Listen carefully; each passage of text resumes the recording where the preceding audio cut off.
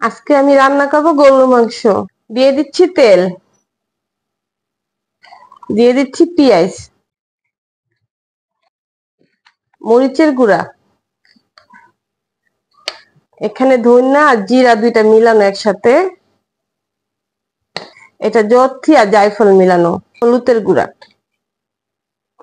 এলাচির গুঁড়া, এটা গোলমরিচ আর লং, দিয়ে দিচ্ছি লবণ, দিয়ে দিচ্ছি রসুন, দিয়ে দিচ্ছি আদা বাটা।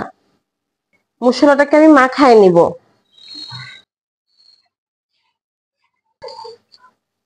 মশলাটা আমার মাখানো শেষ। মশলাটার সাথে আমি মাংসটা মিলাই দিচ্ছি, ধুয়ে চালনিতে রেখে দিয়েছিলাম। এটা এখন মিলাই নিব। মাংসটাকে আমি মশলার সাথে ভালো করে হাত দিয়ে ডলে ঢলে মিলাই নিব। একটু বোম্বাই মরিচ ছিল, এটা দিয়ে দিচ্ছি। কেউ বলে নাগা মরিচ, আমরা বলি বোম্বাই মরিচ। দিয়ে দিচ্ছি কারণ আমরা ঝাল খেতে খুব পছন্দ করি।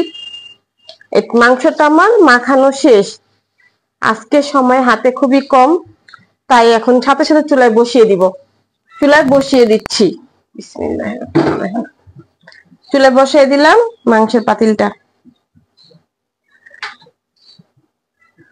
মাংসটাকে নেড়ে দিব।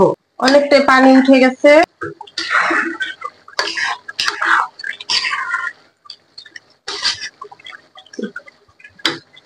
এটাকে আবার ঢেকে দিব।